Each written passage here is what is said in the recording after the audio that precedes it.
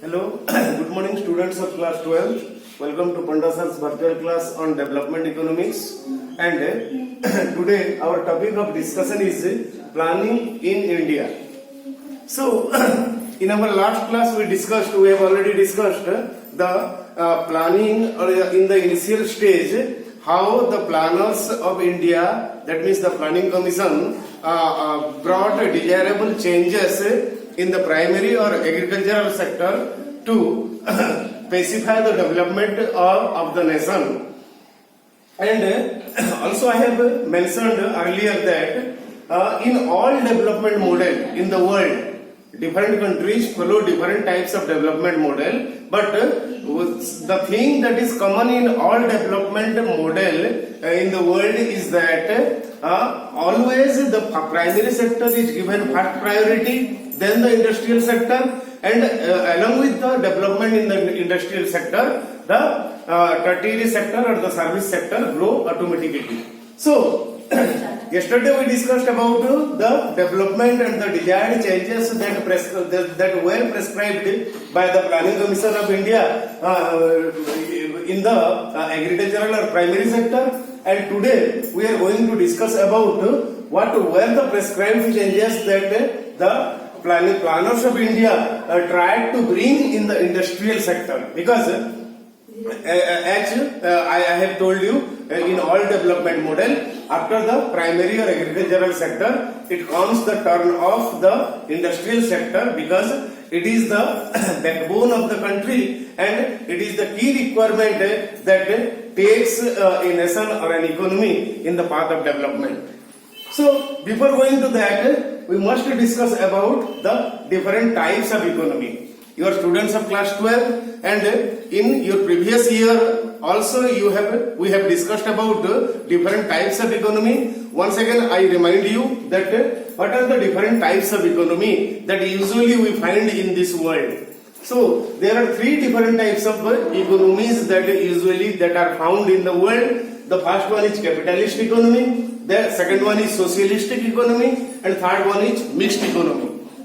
So let us understand the exact meaning of capitalist economy. So capitalist economy is such an economy where everything is determined by the market force of demand and supply. Here almost the government intervention is almost zero, and everything is decided by natural competition, the natural tug of war between the force of demand and supply. Here there is right to property. But on the other hand, socialistic economy, it is such type of an economy where almost all decisions are taken by the government, and here there is no right to property. So everything is decided by the government, and government plays a central role in the deciding factors of how the nation or how the economy is going to develop. And as it is evident from the name itself, mixed economy, it's a suitable compromise between capitalism and socialism. That means in a mixed economy, the vital things are decided by and controlled by the government, whereas the things that are related to development are given to the private sector, because private sector is always guided by the profit motive, and the government sector it's always it is guided by welfare motive. So everything in a mixed economy, everything related to welfare is controlled by the government, and everything that is related to physical development or more production of goods and services are controlled by the private sector. But when something is given to private sector, it is the government never shuts its eyes, because the activity of the private sector regarding production, regarding decision making is controlled according to the Industrial Regulation and Development Act 1951. In the year 1951, the government passed one act that was made or created to put a effective control on the activities of businessmen and production houses. that is called Industrial Regulation and Development Act 1951. So these are three different types of economies. And as it is evident, India selected the third one, that is mixed economy, where some vital sections, some vital activities are controlled by government and the remaining development related activities are controlled by the private sector. So next point is Industrial Policy Resolution, that is IPR 1956. This is a bill passed by the government of India to regulate the industrial activity or to guide the industrial sector in the way of development. So, according to this resolution, actually all the industries of the economy were divided into three schedules or three groups.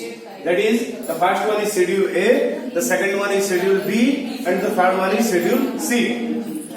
So here, coming into the classification of industries, that according to the IPR, that is Industrial Policy Regulation 1956, all the industry of our economy were divided into or put into three different schedules or three different lists. The first one is Schedule A, and by counting 17 different industries fall in this Schedule A, and here all these 17 industries were perfectly controlled by the government sector. Here there is no role of private sector. For example, the oil, production of oil, then the railways, then atomic energy, then weapons. All these things are among the 17 industries which were controlled by only government sector, and there is no private sector's role in these industries. Then coming to Schedule B, where by counting 12 industries comes, and here the industries are such that both government and private sector can play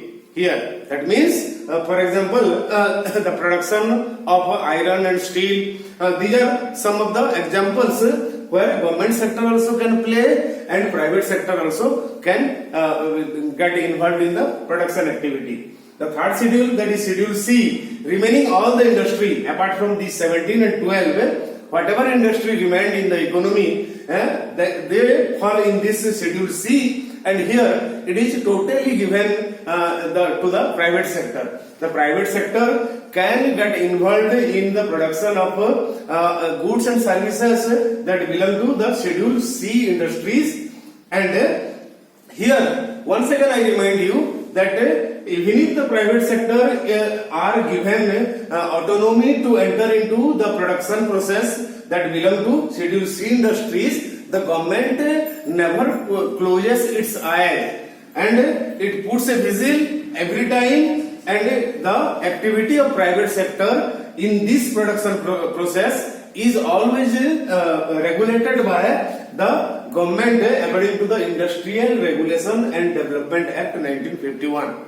This was an act that was designed to put an effective control on the private sector, so that all the private sector or private enterprises who are producing different goods and services fall in the plan and policy of the central government, and they all can be led, and the result could be a nicely developed economy. So this is all about planning in India, how it started. Tomorrow we'll take around 3 to 4 classes to complete this planning chapter, and tomorrow we'll continue with the planning, the other aspects, go through the video, go through the notes what I have sent already, and if you are getting any doubt, I'll be there to clear you.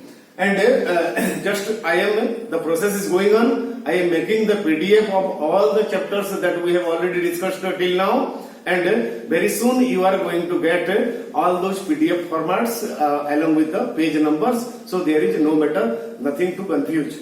Thank you and have a nice day.